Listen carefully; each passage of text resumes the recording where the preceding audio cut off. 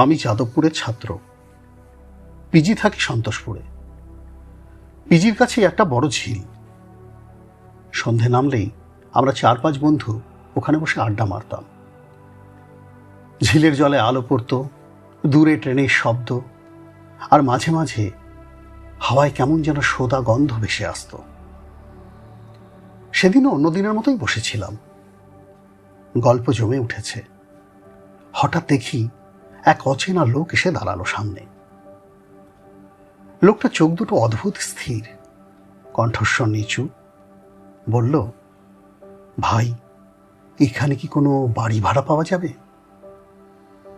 আমরা বললাম, এই খবর তো আমাদের ঠিক জানা নেই। কাছে একটা চায়ের দোকান আছে, প্রতুলদার, ওখানে জিজ্ঞেস করুন। লোকটা কিছুক্ষণ আমাদের দিকে তাকিয়ে রইল, যেন মুখগুলো মনে রাখছে। তারপর চুপচাপ চলে গেল। আমরা আবার গল্পে পেতে উঠলাম। প্রায় আধ ঘন্টা পরে আরেকজন এলো। বয়স একটু কম, গায়ে হালকা ময়লা পাঞ্জাবি। সেও একই প্রশ্ন, ভাইরা, এখানে কি কেউ কোনো বাড়ি ভাড়া দেয়? খুব প্রয়োজন। আমরা হেসে বললাম, প্রতুলদার দোকানে যান, ও অনেক খবর জানে। সেও চলে গেল। 2 ঘন্টা কেটে গেছে। আড্ডা প্রায় শেষের দিকে। হঠাৎ দেখি প্রতুলদা দৌড়তে দৌড়তে আসছে। চোখ লাল, হাঁপাচ্ছে, মুখে আতঙ্ক।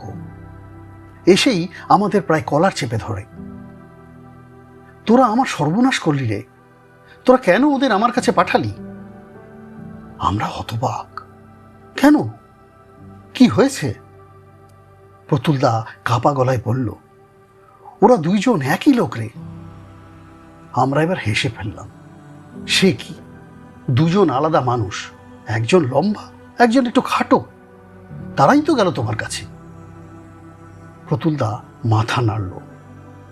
না রে, প্রথমে যে এসেছিল সে আমার কাছে এসে জিজ্ঞেস করলো বাড়ি ভাড়া। আমি বললাম, ঠিক জানি না। তখন সে দোকানের কোণে বসে চা খেল। তারপর কিছুক্ষণ পর আরো একজন এলো।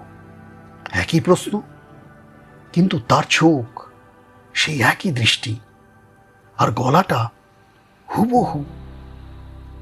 আমরা একটু চুপ হয়ে গেলাম। প্রতুলদা বলল, দ্বিতীয় লোকটা চা খেতে খেতে প্রথম জনের দিকে তাকিয়ে হেসে উঠল।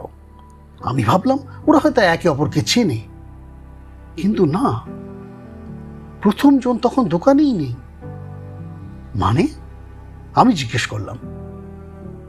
আমি তো নিজেই দেখেছি প্রথম জন দোকান থেকে বেরিয়ে ঝিলের দিকে গেল, কিন্তু দ্বিতীয় জন বলল ও তো এখনো এখানেই আছে। আমি বললাম, কে? সে বলল, আমি। আমাদের বুকের ভেতর কেমন যেন ঠান্ডা হয়ে গেল। প্রতুলদা বলতে লাগলো, আমি পিছনে ঘুরে দেখি দোকানের ভেতরে আয়নায় একজন দাঁড়িয়ে আছে, কিন্তু দোকানে তো কেউ নেই। আর তখনই বাতাস নিভিয়ে দিল লণ্ঠন, সব অন্ধকার। তারপর আমরা একসাথে জিজ্ঞেস করলাম। প্রতুলদা কাঁদতে কাঁদতে বলল, আলো জ্বালাতেই দেখি দোকানের মেঝেতে ভেজা কাঁদার ছাপ, 2 জোড়া পায়ের চিহ্ন, কিন্তু একটাই মানুষের, যেন একজন নিজের ছায়ার সঙ্গে হাঁটছিল। আমরা দৌড়ে গেলাম দোকানের দিকে। সত্যি, মেঝেতে শুকিয়ে যাওয়া কাদার ছাপ দরজার বাইরে গিয়ে মিলিয়ে গেছে ঝিলের ধারে। সেদিন রাতেই খবর নিয়ে জানতে পারলাম, ঝিলের পাশে এক পুরনো বাড়িতে বছর কয়েক আগে এক ছাত্র আত্মহত্যা করেছিল। সে নাকি একই সঙ্গে 2টো পিজিতে থাকার চেষ্টা করেছিল পরিচয় বদলে। তারপর থেকেই মাঝে মাঝে কেউ কেউ বাড়ি ভাড়া খুঁজতে আসে। আমাদের সঙ্গে এর আগে কখনোই হয়নি, কিন্তু তারা নাকি কখনো বাড়ি ভাড়া নেয় না। সেই রাতের পর আমরা ঝিলের ধারে আড্ডা দিই। প্রতুলদাও কয়েক মাসের মধ্যে দোকান তুলে দিল। তবু মাঝে মাঝে রাতে জানলার বাইরে হাওয়ার শব্দে মনে হয় কেউ যেন ফিস ফিস করে বলছে, ভাই, এখানে কি কোনো বাড়ি ভাড়া পাওয়া যাবে?